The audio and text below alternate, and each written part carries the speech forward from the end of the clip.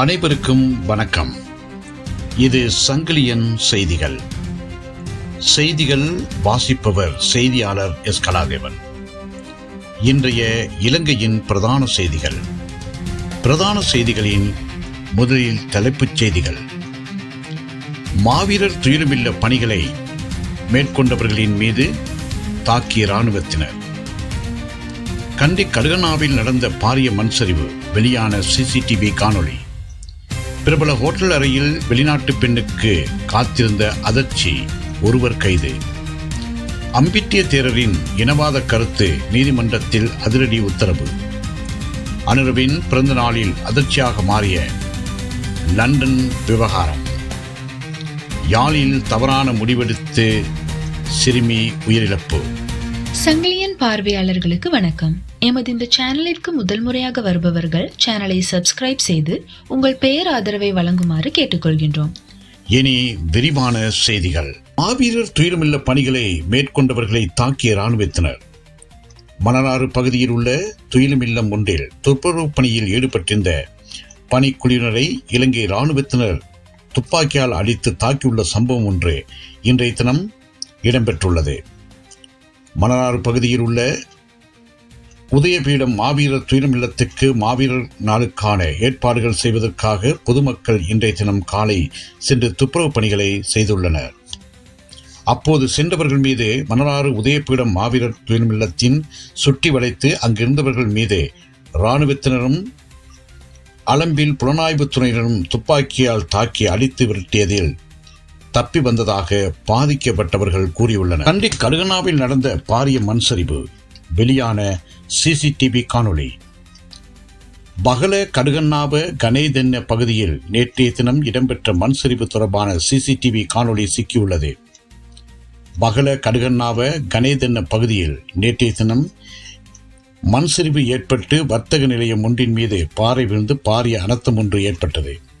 இதனை அடுத்து 10 பேர் குறித்த இடிபாடுகளுக்குள் சிக்கிய நிலையில் போலீசார், அனர்த்த முகாமைத்துவ நிலையம், இராணுவத்தினர் மற்றும் பிரதேச மக்கள் இணைந்து மீட்பு பணிகளில் ஈடுபட்டிருந்தனர்.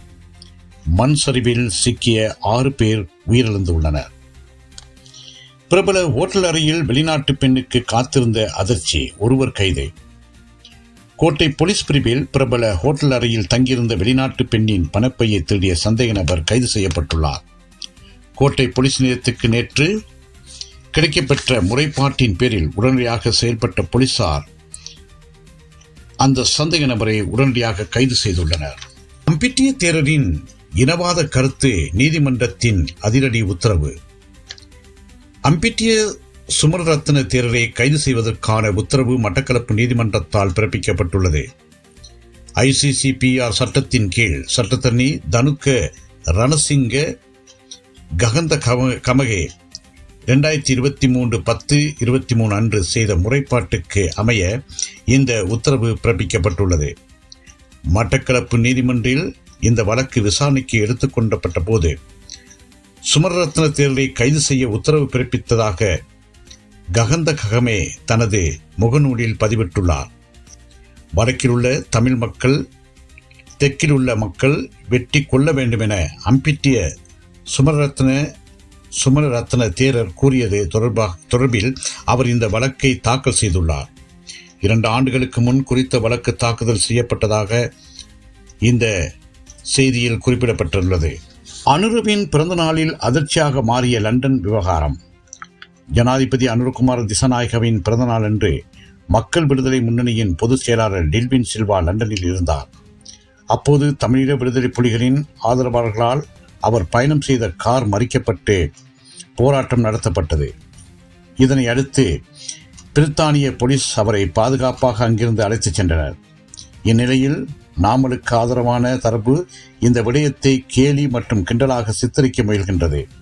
அதாவது, தமிழ் மக்களுக்கு நெருக்கமாக உள்ள இந்த அரசாங்கத்துக்கே புலம்பெயர் தமிழர்கள் எதிர்ப்பு தெரிவிப்பதாக அவர்கள் கூறி வருகின்றனர். யாழில் தவறான முடிவெடுத்து சிறுமி உயிரிழப்பு. யாழ் வட்டுக்கோட்டை போலீஸ் பிரிவுக்குட்பட்ட மூளாய் பகுதியில் சிறுமி ஒருவர் தவறான முடிவெடுத்து உயிரை மாய்த்துள்ளார். மூளாய் ஆலடி பகுதியைச் சேர்ந்த 17 வயது சிறுமியே இன்றைய தினம் இவ்வாறு உயிரை மாய்த்துள்ளார். குறித்த சிறுமி இன்றைய தினம் காலை சுருக்கிட்டுள்ளார். அதை அவமானித்த தாயார் கயிற்றினை அறுத்து அவசர நோயாளர் காவு வண்டிக்கு தகவல் வழங்கி உள்ளார். இதனை அடுத்து அங்கு வந்த நோயாளர் காவு வண்டி சிறுமி ஏற்கனவே உயிரிழந்துள்ளதாக தெரிவித்து திரும்பி சென்றுள்ளது. இதனை அடுத்து சிறுமியின் சடலம் மீதான மரண விசாரணைகளை திடீர் மரண விசாரணை அதிகாரி ஆவண்ணா ஜெயபாலசிங்கம் மேற்கொண்டுள்ளார்.